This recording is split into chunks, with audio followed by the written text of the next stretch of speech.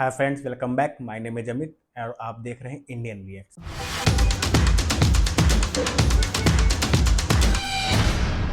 आज हम इस वीडियो के बारे में रिएक्ट करने जा रहे हैं। ये वीडियो बहुत इंपॉर्टेंट है क्योंकि ये हमारे फाइनेंशियल कंडीशन से जुड़ा हुआ है। इस वीडियो में हम जो रिएक्शन देंगे वो रिएक्शन देंगे कि क्यों लोग अमीर नहीं बन पाते, why people are not getting rich. Let's start this video. Bill Gates, co-founder of Microsoft. Mark Zuckerberg, co-founder of Facebook. Gautam Adani, founder of Adani Group. Richard Branson, co-founder of Virgin Group. पता है इन सब में क्या common है? आप सोच रहे होंगे हाँ ये सब दुनिया के रिचेस्ट लोगों में से एक हैं और आज के प्रेजेंट वर्ल्ड पे ये डोमिनेट कर रहे हैं। Billionaire Richard Branson, now the first person to reach the edge of space in his very own spacecraft. But एक और चीज है जो इन सब में कॉमन है, ये सब लोग अपने को एक ऐसे ट्रैप से बचाने में सक्सेसफुल रहे हैं जिस ट्रैप में आज हर एक इंसान खुद को प्राउडली डाल रहा है। To change the perception of reality to such an extent that despite of the abundance of information, no one is able to come to sensible conclusions. I don't care what I have to do. If I have to move somewhere or start something or whatever it may be, I am not going to put my children into a system that doesn't understand the gifts and abilities I have just because they don't fit on the conveyor belt. And in the US, there are more than 5 lakh people who don't send their children to school. Ironically, mostly all teachers, because they know how screwed up the system is. और दूसरी तरफ वो आप जो शायद अभी किसी college में पढ़ाई कर रहे हो, टाइम पे असाइनमेंट्स कर रहे होगे, 90% अटेंडेंस मेंटेन कर रहे होगे, ना चाहते हुए बुक्स को मेमोराइज कर रहे होगे और हर रूल्स को फॉलो कर रहे होगे, इस उम्मीद में कि जब आप कॉलेज से निकलोगे तो आपके पास एक ग्रेजुएशन डिग्री होगा, आपको एक अच्छी जॉब मिल जाएगी, उसके बाद आप अपने पेरेंट्स के लिए एक बड़ा सा घर खरीदोगे, एक महंगा कार खरीदोगे, शादी करोगे, बच्चों को अच्छे स्कूल में भेजोगे और खूब सारे पैसे कमाओगे। बट रियलिटी क्या है आपको पता है? आपने तैयारी शुरू करी, आप कितने साल के थे? सर उस समय हम 18 साल के थे और अभी हम 30 साल के। 18 साल में तैयारी शुरू की। पिछले 12 सालों में आपने अपनी जिंदगी में क्या किया? जिंदगी में सर पढ़ते गया, डिग्री लेते गया। मैंने 3 सब्जेक्ट में पोस्ट ग्रेजुएट किया, बीएड किया, सीटेट क्वालिफाइड है, नेट क्वालिफाइड है सर। आप 15 साल मेहनत करने के बाद फाइनली एक ग्रेजुएशन डिग्री ले लेते हो, बट अब आपको पता चलता है कि आपको जॉब नहीं मिल रहा है। आप ना जाने कितने इंटरव्यूज देते हो, लेकिन हर जगह आपको किसी न किसी कारण से रिजेक्ट कर दिया जाता है। लोग आपका मजाक बनाने लगते हैं। देखते हैं हम लोग को बहुत हीन भावना से, परिवार रिश्तेदार वाले उतना बात नहीं करते सर। और मैं 2 साल से गाँव में भी नहीं गया अभी तक। दुख है सर, क्या बोलूँ। मैं अपने दुख और पीड़ा को किसी के पास सामना नहीं कर सकता हूँ सर। बहुत संघर्ष से पढ़ा हूँ, ट्यूशन पढ़ा के मैं 2012 से ट्यूशन पढ़ा के अभी तक मैं पढ़ाई किया हूँ और मैं कुछ भी हासिल नहीं कर पाया। उल्टा हमारे पर फायर हो गया। आप लोगों से मिलना जुलना बंद कर देते हो, खुद को कमरे में बंद करके रो के बस एक ही प्रे करते रहते हो कि गॉड किसी तरीके से एक नौकरी दिला दे। धीरे धीरे आपका सेल्फ स्टीम, आपका सेल्फ कॉन्फिडेंस कम होने लगता है। आखिरकार किसी तरीके से आपको एक जॉब मिल जाता है, लेकिन उसकी सैलरी बहुत ही कम होती है। बट आप मजबूरी में कर भी क्या सकते हो, वो जॉब आप करने लगते हो। इतनी सैलरी है नहीं कि आप पैसे कमा कर जमा कर एक घर खरीद सको, तो आप एक होम लोन ले लेते हो। अब अपना घर है तो ऑब्वियसली एक कार भी होना चाहिए, तो आप एक कार लोन भी ले लेते हो। अनजाने में ही सही, पर आपने खुद को चारों तरफ से बांध लिया है। अब आपको हर वक्त ये डर सताता रहता है कि कहीं मुझे जॉब से निकाल ना दिया जाए, क्योंकि फिर मैं घर के खर्च कैसे मैनेज करूंगा। होम लोन की ईएमआई चल रही है, कार लोन की ईएमआई चल रही है, बच्चों के स्कूल का फीस। धीरे धीरे आप खुद के सपने को दबाते जाते हो और सुबह चुपचाप उठते हो, जॉब पे जाते हो, शाम में घर आते हो, फिर चाहे वो काम करना आपको पसंद हो या ना हो। और फिर एक दिन आता है जब आपको ये लाइफ नॉर्मल लगने लगता है और धीरे धीरे काम करते करते आप बूढ़े हो जाते हो। आपको ऐसा लगेगा कि शायद मैं अनलकी था, इसीलिए मैं लाइफ में बड़ा कुछ कर नहीं पाया, क्योंकि मेहनत तो मैंने खूब किया था।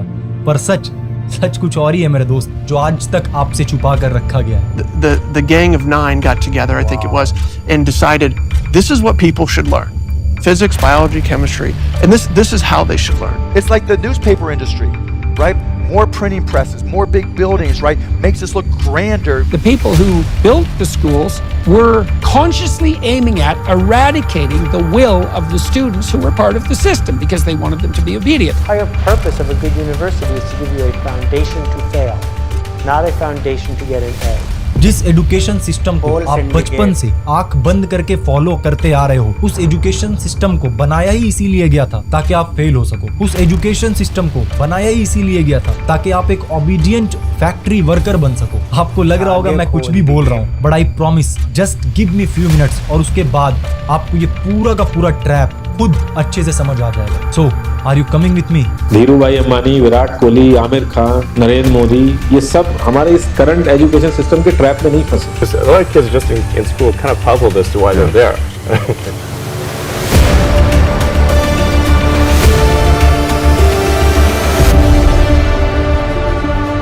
वाह, गजब। ये तो भाई ने स्टार्ट किया है, मजा आने वाला है। चैप्टर 1। वाह, दिस इज कॉल्ड। साल होता है 1806। नेपोलियन की आर्मी और प्रशिया के बीच एक वॉर होता है और इस वॉर में Prussia one of the best army होने के बावजूद हार जाती है। प्रशियन लीडर्स को ये समझ नहीं आता है कि आखिरकार वो इतने अच्छे आर्मी के साथ हार कैसे सकता है। बहुत सोचने के बाद उनके लीडर्स को ये समझ में आता है कि उनकी आर्मी मजबूत तो थी, लेकिन वॉर के दौरान वो अपने सुपीरियर्स के ऑर्डर्स को फॉलो करने के बजाय अपना दिमाग इस्तेमाल कर रहे थे, जबकि नेपोलियन की आर्मी सिर्फ और सिर्फ नेपोलियन के ऑर्डर्स को फॉलो कर रहे थे। और इस हार का कॉन्सिक्वेंस क्या होता है? प्रशिया को अपना आधा टेरिटरी नेपोलियन के हाथ में दे देना पड़ता है और साथ ही एक पीस एग्रीमेंट साइन करना पड़ता है। अब प्रशियन लीडर्स के सामने एक चैलेंज होता है कि दोबारा ऐसा कभी भी उनके साथ नहीं होना चाहिए। बट क्वेश्चन ये है कि आखिरकार वो लोग ऐसा करेंगे कैसे? बहुत दिमाग लगाने के बाद उनको एक आइडिया आता है और फिर वो लोग एक सिस्टम बिल्ड करने में लग जाते हैं। कैसा सिस्टम? ऑब्वियसली ऐसा सिस्टम ताकि सोल्जर्स बस उतना ही करे जितना उनको करने के लिए कहा जाए। और ऐसा करने का बेस्ट पॉसिबल तरीका क्या हो सकता था? उन ब्रेन्स को कंट्रोल करना जो ब्रेन्स अभी खुद से सोचने के कैपेबल ना हो, जिन्हें सही और गलत के बारे में पता ना हो, सो दैट उन्हें जो भी समझाया जाए वो उसे ही सच मान ले। और इस तरीके से एक 8 इयर्स एजुकेशन सिस्टम बिल्ड होता है, द प्रशियन एजुकेशन सिस्टम। 5 साल से लेकर 13 साल के दौरान आपके लिए एजुकेशन सिस्टम कंपलसरी कर दिया जाता है, जिसका सोल पर्पस क्या होता है? And the Prussians produced a universal education system in the late 1800s because they were afraid they were losing military superiority and they wanted to produce a cadre of mindless, obedient soldiers. That was expressly the purpose. आने वाले generation को एक ऐसे person में transform करना जो obedient हो, अपने सुपीरियर्स के हर एक बात को माने और वही करे जितना कहा जाए, without asking a single question. इस 8 ईयर के एजुकेशन के दौरान उन्हें बस इतना ही समझाया जाता है, इतना ही पढ़ाया जाता है जितने में वो अपने सुपीरियर्स के ऑर्डर्स को फॉलो कर सके, ना कि इतना कि वो खुद के बारे में सोचने लगे। एंड प्रशियन लीडर्स ने जैसा प्लान किया था, ये एजुकेशन सिस्टम एग्जैक्टली वैसा ही रिजल्ट उन्हें दे रहा था। इस तरह एक ऐसे सिस्टम का इन्वेंशन हो चुका था जो आने वाले फ्यूचर में सब कुछ बदलने वाला था। और ठीक ऐसा ही होता है। उस दौरान एक और चीज था जो इस वर्ल्ड में बहुत ही तेजी से फैल रहा था। गेस कीजिए क्या? साल 1760 से लेकर 1840 के दौरान इंडस्ट्रियल रेवोल्यूशन अपने पीक पर होता है। ग्लोबल इकोनॉमी बहुत ही तेजी से दूसरे डायरेक्शन में शिफ्ट हो रहा होता है। अब तक लोग एग्रीकल्चर करके अपने हाथों से प्रोडक्ट्स बनाकर पैसे अर्न कर रहे थे, बट अब वर्ल्ड पे मशीन्स डोमिनेट करना शुरू कर देता है। जितना प्रोडक्ट्स एक इंसान पूरे महीने भर में नहीं बना पा रहा था, एक मशीन उससे कहीं ज्यादा प्रोडक्ट एक दिन में बना दे रहा था। But there was a problem, और वो प्रॉब्लम क्या था? फैक्ट्रीज में वर्कर्स का कमी होना। क्योंकि लोग अपने फील्ड में एग्रीकल्चर कर रहे थे, अपने हाथों से प्रोडक्ट्स बना रहे थे, छोटे मोटे बिजनेस कर रहे थे और पैसे अर्न कर रहे थे। ऐसे में कोई अपना ये सब कुछ छोड़कर किसी और के फैक्ट्री में एज अ लेबर क्यों काम करना चाहेगा? इस प्रॉब्लम का सोल्यूशन कैसे निकाला जाए? प्रशियन एजुकेशन सिस्टम अपने रिजल्ट्स के कारण ऊपर के बैठे लोगों तक ऑलरेडी पहुंच चुका था और अब डिफरेंट कंट्रीज अपना एजुकेशन सिस्टम इस प्रशियन एजुकेशन सिस्टम के मॉडल पे बनाना शुरू कर देती है। और इस बारी सोल पर्पस क्या होता है? इस बारी सोल पर्पस होता है एक ऐसा जेनरेशन तैयार करना जिनके क्रिएटिविटी को किल करके उनके दिमाग में पैसा अर्न करने का बस एक ही ऑप्शन रह जाए, और वो हो work as a labor in factories. Corporate types mostly who wanted to produce cadres of obedient workers. And that's why the desks are in rows, and that's why there's factory bells, and that's why it's top-down leadership. और ठीक ऐसा ही होना शुरू हो जाता है। जो लोग अब तक फार्मिंग करके छोटे मोटे बिजनेस करके मनी अर्न कर रहे थे, उनके बच्चों के ब्रेन को इस तरीके से ब्रेन वॉश किया जाता है कि जब वो अपना एजुकेशन कंप्लीट करके निकलते हैं तो उनके दिमाग में पैसा अर्न करने का बस एक ही ऑप्शन रह जाता है, और वो होता है किसी फैक्ट्रीज में काम करना। और इस तरह लेबर्स की जो कमी थी वो धीरे धीरे पूरा होना शुरू हो जाता है। उस समय हमारा देश ब्रिटिशर्स का गुलाम था, बट दिक्कत अंग्रेजों के सामने भी था, और वो दिक्कत था कि वो थे तो बस कुछ ही, और इतने बड़े आबादी को कंट्रोल में रखना बहुत ही मुश्किल हो रहा था। साल होता है 1835। थॉमस बेबिंगटन मकाउले, जिसके बारे में शायद आपने अपने स्कूल लाइफ में पढ़ा होगा एज द लॉर्ड मकाउले के नाम से, वो एक प्रपोजल तैयार करता है इंडिया में इंग्लिश एजुकेशन को प्रमोट करने के लिए। और लॉर्ड विलियम बेंटिक, जो कि उस वक्त ईस्ट इंडिया कंपनी का गवर्नर जनरल होता है, वो इसे इंग्लिश एजुकेशन एक्ट ऑफ 1835 के थ्रू पास कर देता है। एंड अगेन ये जो एजुकेशन सिस्टम होता है ये मोर और लेस प्रशियन एजुकेशन सिस्टम पे ही बेस्ड होता है। और इस बार मकसद क्या होता है? लोग सोच रहे थे कि ब्रिटिशर्स हमारा भला ही चाह रहे हैं, हम सभी लोगों को इंग्लिश सिखाना चाह रहे हैं, पर सच क्या था? वेल, आप खुद मकाउले से सुनो। Education should create a class of persons, Indian in blood and color, but English in taste, opinions, in morals and in intellect. धीरे धीरे ही सही, लेकिन अंग्रेज अपने इस मकसद को अंजाम तक पहुंचा देते हैं। ऑफिस में क्लर्क से लेकर आर्मी में सिपाही तक हर जगह इंडियंस काम कर रहे होते हैं। अब ब्रिटिशर्स इंडियंस को ही इस्तेमाल करके इंडियंस को ही गुलाम बनाकर थे। ब्रेन वॉश इस हद तक किया जा चुका था कि इंडियंस ब्रिटिशर्स के रूल्स को फॉलो करना अपना ड्यूटी मानने लगे थे। आप शायद सोच रहे होंगे, वाह ब्रिटिशर्स ने क्या दिमाग लगाया था। पर खैर, अब तो 76 साल हो गए हैं आजादी को, अब तो सब कुछ बढ़िया हो गया है ना? अगर आप ऐसा सोच रहे हैं तो कुछ ही मिनट्स के बाद आपको अपने इसी सोच पे हंसी आएगी। Chapter 2 the unnoticed trap. आपके पैदा होने के बाद या शायद आपके पैदा होने से भी पहले आपके पेरेंट्स के माइंड में जो सबसे पहला ख्याल आता है वो क्या है आपको पता है? कि मैं अपने बच्चे को एक बड़ा स्कूल में पढ़ने के लिए भेजूंगा। आज हमारे देश में स्कूल्स एंड कॉलेजेस एजुकेशन की जगह कम और स्टेटस का जगह ज्यादा बनता जा रहा है। हमारा लड़का बड़ा स्कूल में पढ़ता है, हमारा लड़का उस कॉलेज में पढ़ता है। आप जैसे ही बोलना शुरू करते हो, आपके पेरेंट्स बड़े ही प्राउडली आपको एक अच्छे से स्कूल में एडमिशन करवा देते हैं और फिर रिलैक्स हो जाते हैं कि मैंने तो बड़े स्कूल में अपने बच्चे का एडमिशन करा दिया, अब मेरे बच्चे का फ्यूचर वो लोग बना देंगे, मुझे बस टाइम पे फी पे करना है। आप स्कूल जाते हो एक फ्रेश, क्यूरियस और क्रिएटिविटी से भरे हुए माइंड के साथ, एक ऐसे माइंड के साथ जिसके अंदर कोई लिमिटेशंस नहीं होता है, एक ऐसे माइंड के साथ जिसे अगर सही से ट्रेन किया जाए तो वो बहुत कुछ कर सकता था। लेकिन जैसे ही आप स्कूल में जाते हो, आपको कुछ सब्जेक्ट्स का कॉम्बिनेशन का एक सिलेबस दे दिया जाता है और फिर अब से वही आपकी दुनिया बन जाती है। आप सुबह से लेकर शाम तक उन्हीं के बारे में सोचते हो, उन्हीं को पढ़ते हो, और अगर आपने उसके अलावा कुछ और सोचा या कुछ और पढ़ा तो आपका मार्क्स पे इफेक्ट पड़ता है और फिर आपको पनिशमेंट मिलता है। पर क्या आपके पेरेंट्स एक बार भी ये क्वेश्चन करते हैं कि आखिरकार ये स्कूल्स, कॉलेजेस, कोचिंग्स ये हमारे बच्चे को आखिर क्या सिखा रहा है? क्या सच में हमारे बच्चे का फ्यूचर ब्राइट हो रहा है? क्या सच में हमारे बच्चे को जो पढ़ाया जा रहा है वो उसे पसंद भी है? नहीं, क्योंकि उन्हें ऐसा लगता है कि हमारे बच्चे का फ्यूचर बनाया जा रहा है, हमारे बच्चे को एक कामयाब इंसान बनाया जा रहा है। पर अगर आप थोड़ा सा भी ध्यान से सोचोगे तो आपको समझ आएगा कि इस पूरे स्कूल एंड कॉलेज के दौरान आपको एक ऐसा पर्सन बनाने का प्रोसेस चल रहा होता है, जो पर्सन जब स्कूल एंड कॉलेज से बाहर निकले तो उनके दिमाग में बस एक ही गोल हो, किसी तरीके से जॉब मिल जाए। और अगर दूसरे शब्द में कहूं तो कोई मुझे अपने यहाँ काम पर रख ले। हर बच्चा यही चाहता है कि मैं सरकारी जॉब में पहुंचूं, अपनी घर की अर्थव्यवस्था को सही करूं। मेन मकसद तो यही होता है हर आदमी का, क्योंकि सरकारी जॉब एक ऐसी जॉब है कि वो आदमी को मरते दम तक साथ देती है। इसीलिए हर आदमी सोचता है चाहे चपरासी की मिल जाए लेकिन सरकारी मिल जाए। आपके पूरे स्कूलिंग एंड कॉलेज के दौरान आपको कभी भी सेल्फ डिपेंडेंट होने के लिए सिखाया ही नहीं जाता। क्यों? क्योंकि ये सिस्टम कभी भी आपको फुल्ली सेल्फ इंडिपेंडेंट बनने के लिए बनाया ही नहीं गया था। इस सिस्टम का अल्टीमेट गोल ही था कि इंडस्ट्री को एक अफोर्डेबल और एक बढ़िया वर्कर प्रोवाइड किया जा सके। ये पूरा सिस्टम एक ऐसे ग्रुप ऑफ पीपल को तैयार कर रहा है जो अपने बॉस के ऑर्डर्स को फॉलो कर सके, जो अपने सुपीरियर्स का रिस्पेक्ट कर सके, पूरे महीने दिन रात काम कर सके, इस उम्मीद में कि at the end of the month मुझे एक पेचेक मिले, फिर चाहे वो काम मुझे पसंद हो या ना हो। लोग अपनी 25% से ज्यादा जिंदगी इस करंट एजुकेशन सिस्टम में लगा देते हैं ताकि अपने से कम पढ़े लिखे आदमी की कंपनी में जाके उसके सपने पूरे कर सके। कोई नहीं चाहता कि आप सेल्फ डिपेंडेंट बनो, आप मिलियनेयर बनो। कोई क्यों चाहेगा कि आप मिलियनेयर बनो, आप सेल्फ डिपेंडेंट बनो? इससे उनका क्या फायदा होगा? क्योंकि अगर आप सेल्फ डिपेंडेंट बन गए तो फिर आप ऑर्डर्स फॉलो नहीं करोगे, आप हर चीज में क्वेश्चंस करोगे, आप गलत चीजों के खिलाफ आवाज उठाओगे, पर आप कभी भी इस ट्रैप को समझ ही नहीं पाते।